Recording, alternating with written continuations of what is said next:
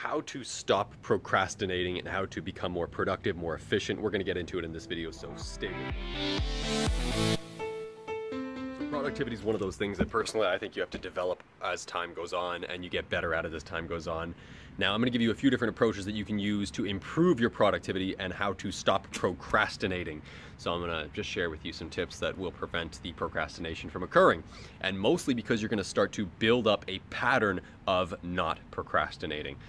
But the tips I want to give you here are very actionable, and by that I mean you can implement them right away, this very same day. And give this a thumbs up if you plan on implementing these steps today. So the first one I'd like you to try doing is, and I'm sure you've heard it in the past, but make lists. Lists are probably one of the most practical things I can suggest for how to stop procrastination and how to stop procrastinating. It's something that I implement on a daily basis. And I use big lists and I use little lists. So I use large, actually I'm going to show you some stuff here on the screen, but I use a large sheet of paper where I put massive, like, big projects I'm working on, because then I can like branch it off and create little bullet points and notes, and I can kind of make a little infographic around the particular task or whatever I'm trying to accomplish. And I find that when I have it all laid out in front of me, it makes it a lot easier. So the difficulty with procrastination is that a lot of times you get paralysis by analysis. It basically, you're just stuck. You're sitting and you're wondering like what to tackle next and how to do it in a productive manner. So you want to prioritize what's important and then work your way through that. Now, this is why I think lists are important. So in my example here, I'm showing you just a big, huge sheet of paper, and I will make a list of what I'm doing for that particular day, or in the case of the big paper, I'll put one massive task and then break it into sections. So I'm gonna give you a random example. Let's say I have to do my tax return or something like that, which actually I don't really do much anymore because I have accountants that do it. But it's a great example because a lot of people have to do it. So if you have to do a tax return and you have to organize all your finances and whatnot, it's not really a fun thing to do, but I would most likely put that on the big sheet of paper because there's lots of little micro tasks involved within that overarching large task or that overarching project of getting the taxes done.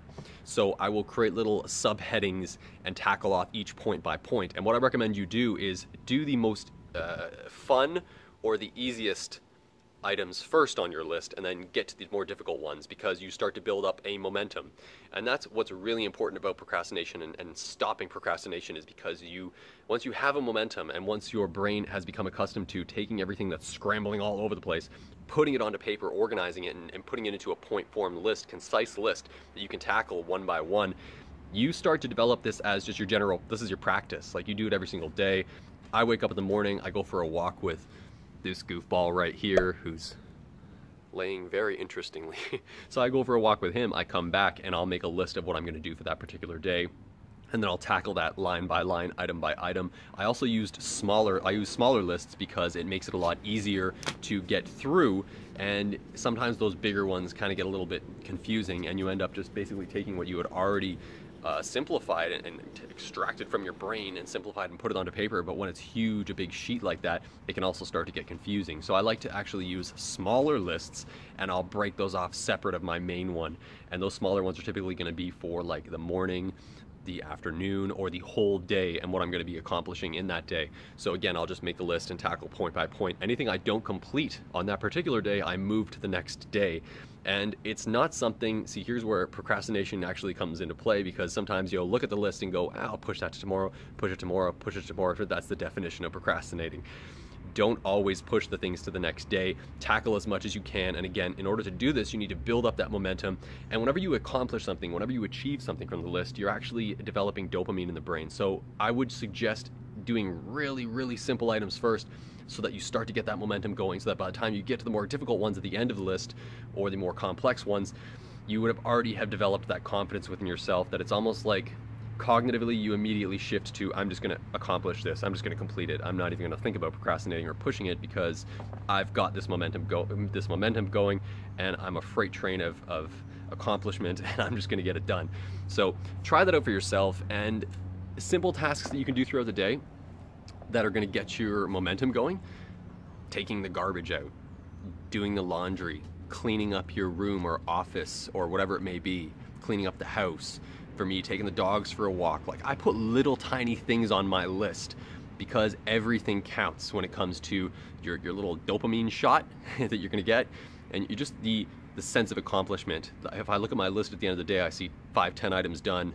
Even if some of them are simple, I'm like, wow, I got some stuff done today. And that's a huge factor for building up that momentum for the next day. And that momentum is something I alluded to earlier that's super important. So something else to consider, I also have reason to believe that your physical body has something to do with your procrastination. And it's simply that energetically you feel low. This also ties in with depression, and I've spoken about depression in the past.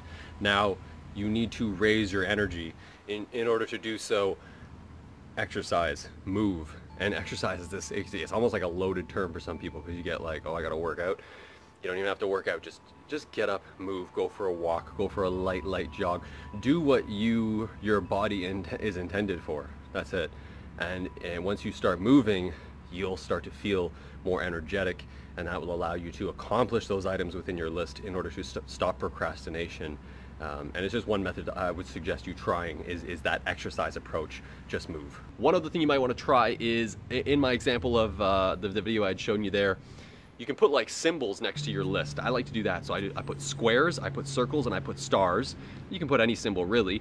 And it is another way for me to look at that list and think what's priority, what needs to be addressed quickly, and what can be pushed off, an hour or 2 hours or something like that. So circles for me, I like to think that are priority, and I get them done really quick, and I check them off when I'm done, and I move on to the next one. So that kind of helps when you're looking at a big list of items to do, and now you're starting to feel overwhelmed by that big list, and you just need to prioritize certain ones. Just make a little legend next to your list, and circle, square, triangle, diamond, star, whatever it's going to be, and put those next to the items in your list. That way you have a visual representation of priority, and you can crush that list and move on to the next day and crush the next list and keep crushing it every single day. So I hope this video was informative to you. Again, hit it with a thumbs up, hit it with a subscribe if you haven't already done so, share it with a friend if you think it's going to help them, and I will catch you again in that next one. Take